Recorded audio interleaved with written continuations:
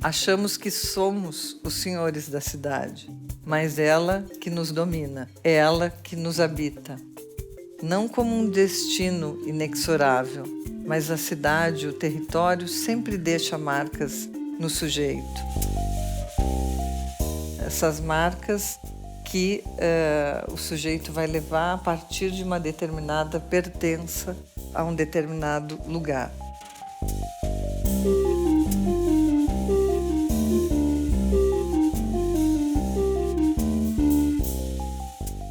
Então, isso um pouco para pensar que a cidade ideal para cada um está vista a partir da sua perspectiva. Como é que a gente pode pensar uma cidade em comum?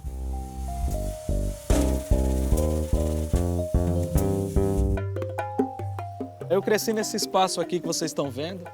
Eu vim muito nesse mirante aqui, olhar a cidade. E acho que um pouco o que eu penso de ciência é isso, né? É a periferia olhando para outros espaços. E eu não penso que sujeitas e sujeitos periféricos devem só explicar a periferia. Eu acho que sujeitas e sujeitos periféricos devem se desafiar a pensar o mundo e a sociedade. Então, se tivesse uma metáfora do que eu penso enquanto epistemologia, é isso daqui, ó. É a periferia olhando a cidade. É a periferia explicando a cidade. E não o contrário, como sempre foi. O contrário sempre aconteceu. A gente quer propor uma coisa nova. É olhar daqui e explicar lá.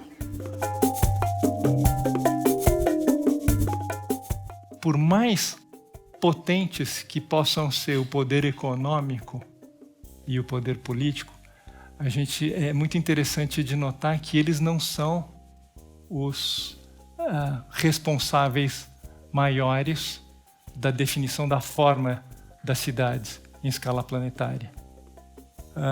O maior poder de definição da forma das cidades está na mão da população, do poder social que eu chamo.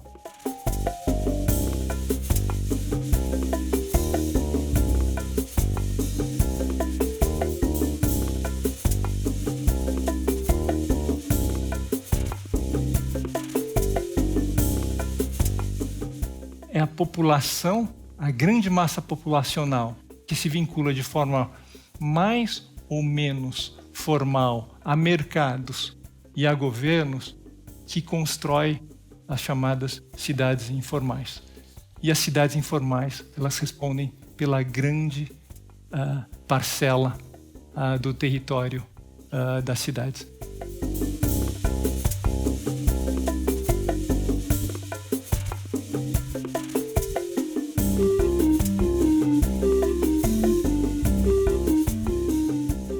Como eu sou cria dessa região aqui, eu sou cria de um bairro culturalmente muito diverso. A periferia ela é muito diversa. Tem uma presença negra muito forte, uma herança africana muito forte. Tem uma presença nordestina muito forte, uma presença operária, trabalhadora. Tem estrangeiro. Aqui na Vila União tinha português, tinha libanês, tinha argentino. Hoje tem senegalês, tem nigeriano. É esse encontro de múltiplas culturas que dá essa chama cultural que é a periferia, que dá essa explosão. Essa explosão, ela se dá nesses territórios aqui, a molecada brincando, é o cachorro passando, é a molecada conversando, porque uma série de vivências, elas se entrecruzam nesses espaços e produzem coisas novas. Então, eu acho que a maior riqueza da periferia é a sua diversidade. A sua diversidade cultural que se sintetiza nesses espaços aqui. Ela cria uma síntese. Ela se cria uma amálgama, certo? Nesses territórios.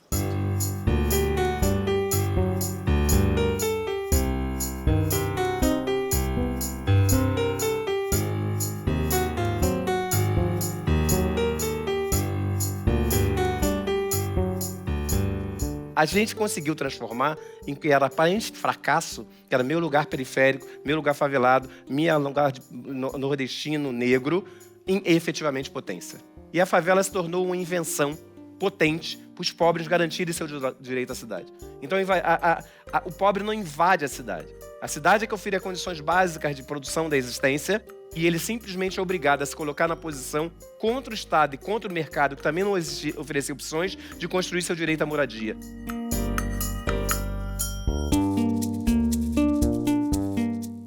Não é beleza da favela que a gente quer mostrar, quer apresentar sua cotidianidade, quer apresentar suas contradições. Tem muita dor, mas tem muita dignidade. Tem muita violência, mas tem muita beleza e vida. Tem muita festa, tem muita alegria, tem muita presença de solidariedade, de sociabilidade, de invenção. E isso é que a gente chama de paradigma da potência. É isso que a gente fala, pensar esse território a partir de outro lugar. E aí é mudar o nosso repertório, então.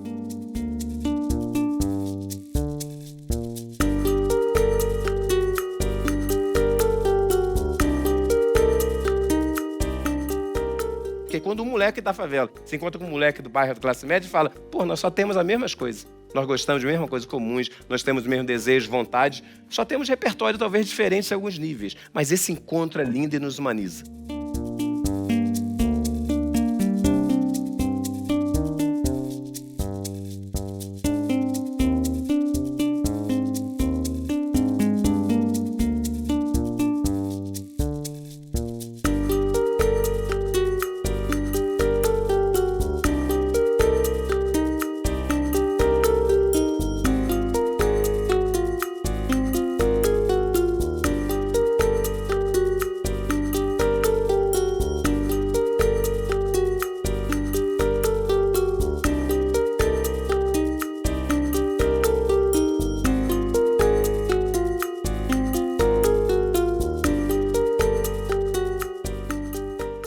E eu acho que tem uma coisa que eu gosto muito, que é um termo que chama inconsciência de classe. A gente fala muito de consciência de classe, a gente luta pela consciência de classe, mas tem uma coisa que é a inconsciência de classe, que ela está impregnada no seu corpo, ela está impregnada na forma como você fala, ela está impregnada nas suas lembranças, nas suas memórias, nas relações que você forjou. E isso, ele não é uma coisa muito consciente. Isso que forma um certo hábitos de cada um de nós, certo? Quando eu falei, me veio a ideia de sujeito periférico, era uma coisa de tentar entender esse sujeito periférico num duplo sentido. Essa pessoa que toma posse da sua própria história e começa a contar a sua própria história, a partir de uma consciência de pertencimento, mas o sujeito, ele também é assujeitado. Então você tem uma dupla, você tem uma dobradiça daquele que toma posse da sua história e começa a contar a sua história. E aí a gente pode ter a discussão com a grande sociologia, né, com sempre uma história, ou com uma historiografia que sempre contou a história dos pobres. Então tem uma discussão por esse lado, deixa que a gente conta a nossa história, certo? Mas também eu gostava dessa ideia do sujeito periférico enquanto formado por condições que estão para além dele. O que é isso aqui? É quando você começa a refletir sobre o que te formou enquanto ser humano.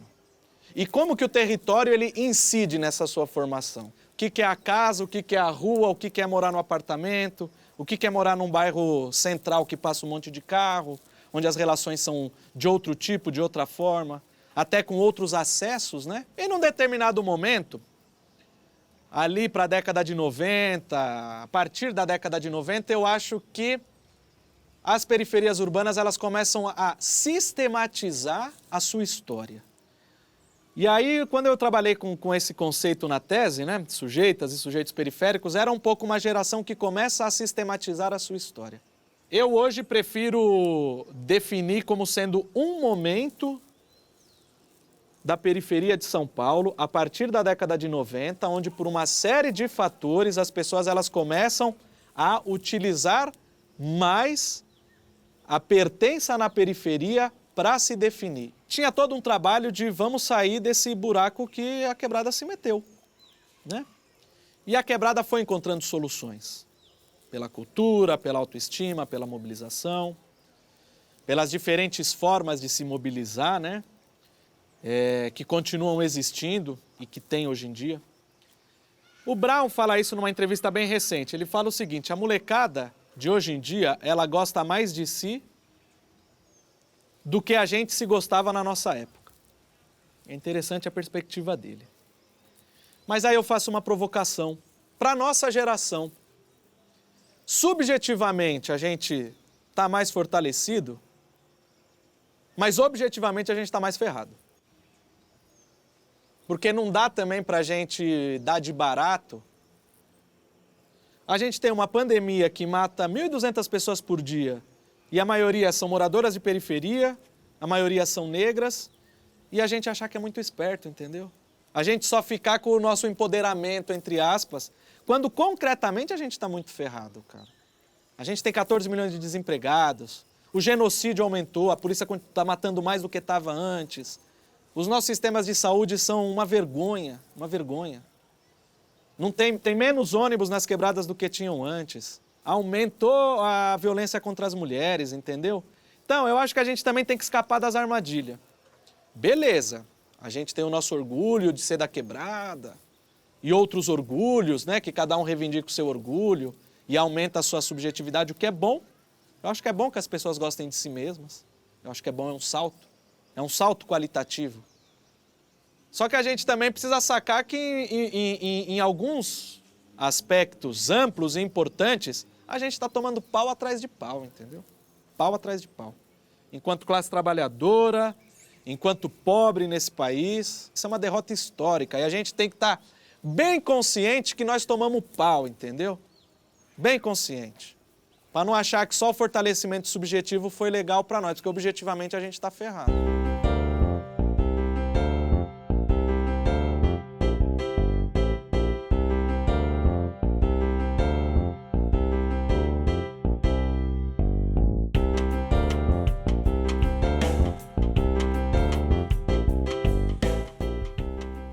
As melhores formas urbanas, elas nascem de situações onde prevalece um equilíbrio das três forças. É como se fosse um tripé: poder econômico, poder político e poder social. Toda vez que você tem a ausência de um desses três poderes, ou quando você tem um poder excessivamente predominante em relação aos outros, você tem uma produção de espaço urbano que ela é desequilibrada em alguma dimensão. Ela tem problemas de forma, ela tem problema de função, ela tem problema de sustentabilidade, funcionalidade.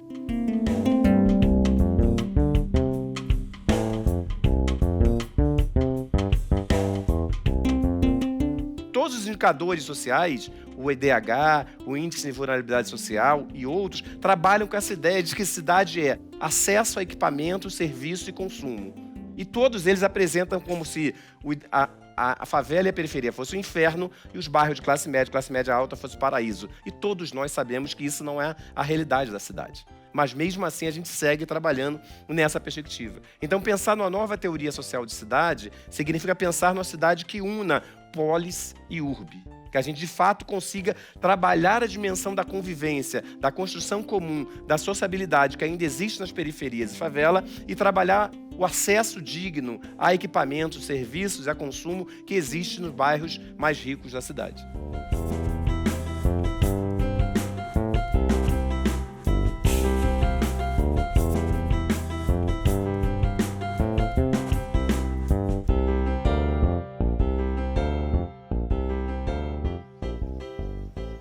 E tem uma coisa da periferia enquanto expansão do capital, né? Periferia enquanto bolsão barato, né? Bolsão de reserva, para ele ser depois potencializado pelo capital, né? E vai chegando aos poucos, né? A gente vê processos de verticalização maiores nas periferias. Nos bairros de subúrbio, né? Na Penha, na Vila Esperança, na Vila Matilde, que são bairros com outro padrão do que o nosso aqui, né? Um pouco mais elevado. Mas tem muito essa coisa desses condomínios fechados de periferia, né? Isso é uma coisa que está acontecendo mesmo, tem um processo de verticalização. Obviamente que ele não é o hegemônico ainda, mas isso paulatinamente está acontecendo, né? Você tem um aumento do preço da terra, né? Aos poucos você tem um aumento do preço da terra. E esse aumento do preço da terra ele é radial concêntrico. Por mais que uma série de teorias do urbanismo ou da arquitetura, ou mesmo da sociologia que trata das questões urbanas, insistam muito nessa tese da fragmentação dos espaços da cidade, para mim essa tese ela não se comprova. A gente tem ilhas de riqueza A gente tem um grande polo de riqueza da cidade de São Paulo, que é o quadrante sudoeste, Morumbi, a Vila Olímpia, Moema, Itaim Bibi, esses bairros onde está realmente a elite paulistana. Depois a gente vai ter, a partir desse centro irradiador, um processo radial concêntrico de aumento da pobreza. Quanto mais longe desses polos, mais pobre fica. E você tem algumas exceções. Você tem o Tatuapé, que é uma exceção. Você tem Santana, na Zona Norte, que é uma exceção. Mas não dá para dizer, a partir das exceções, que os espaços tenham se fragmentado todo. E tem um discurso muito forte hoje, que eu não acho que é um discurso verdadeiro, mesmo do ponto de vista científico, que é essa narrativa de alguns setores da produção intelectual que dizem, por exemplo, que a ideia de periferia não faz mais sentido, porque tudo se fragmentou. Ora, é só a gente sobrepor alguns mapas aonde que morrem mais pessoas, onde que moram os mais pobres, onde que moram os negros, aonde que a Covid mata mais, aonde que moram as pessoas que gastam mais tempo no deslocamento na cidade. Você começa a superpor os layers, vai dar sempre nos mesmos territórios. E é esse território de sobreposição de opressões que a gente chama de periferia. Periferia existe sim, claro que existe periferia, obviamente que existe periferia. A gente pode ter um pouco de dúvida onde que começa, onde que termina, mas sociologicamente e cientificamente está comprovado que periferia existe.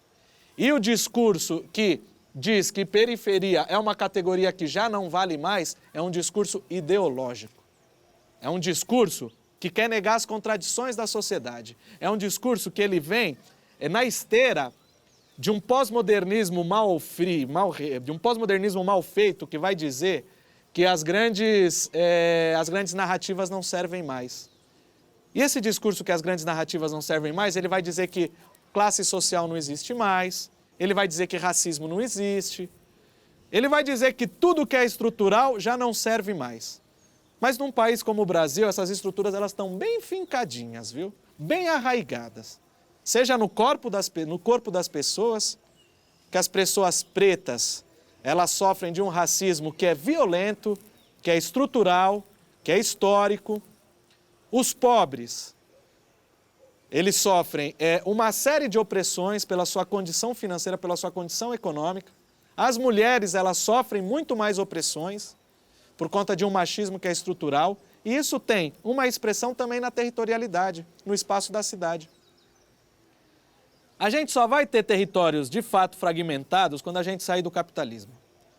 Enquanto a gente continuar numa produção econômica que concentra a renda, o espaço da cidade ele vai concentrar riqueza também. Porque a cidade ela não está descolada da sociedade.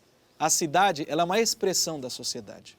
A cidade ela é uma expressão de como a sociedade se produz economicamente. Então, assim, a gente precisa combater essa ideologia da invisibilidade da periferia. A periferia, ela existe, com suas contradições, com seus problemas, que são muitos, e com suas belezas também.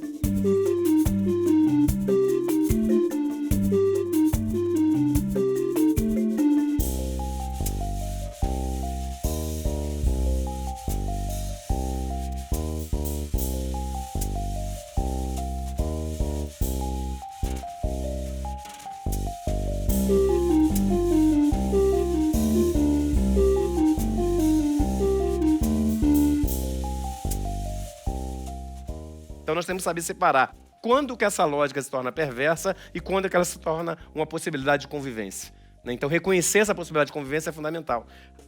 Reconhecer que não tem glamourização, tem uma exotização que simplesmente é transformado num elemento onde aquelas pessoas não são reconhecidas na sua humanidade, na sua criação, na sua potência, na sua inteligência. E isso é perverso. O nosso desafio é justamente mostrar a nossa humanidade, a nossa possibilidade. Que nós não somos diferentes de nada, que principalmente favela é cidade. E que nós somos cidadãos da cidade. E isso é um elemento que a gente tem que garantir o tempo inteiro.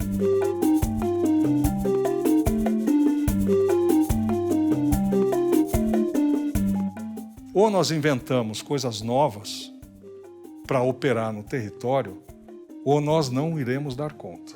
É necessário a escuta do território, a escuta do que está acontecendo ali, e mais do que tudo, a escuta do sujeito que está nessa cidade, que está nessa situação.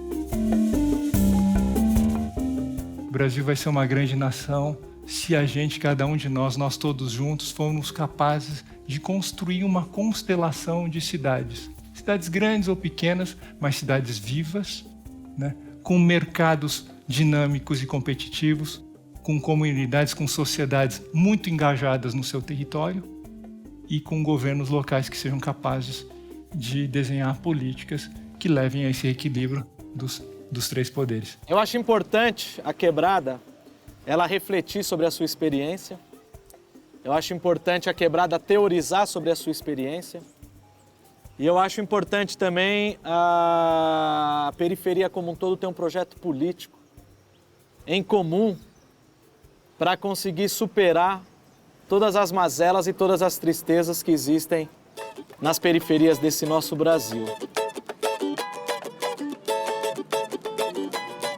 Quanto mais eu ia, mais eu tava aqui, mais sentia que eu via todo o valor do bairro onde eu nasci. Tudo que aprendi me pertencia. Quanto mais eu ia, mais eu tava aqui, mais sentia que eu via todo o valor do bairro onde eu nasci. Tudo que aprendi me pertencia.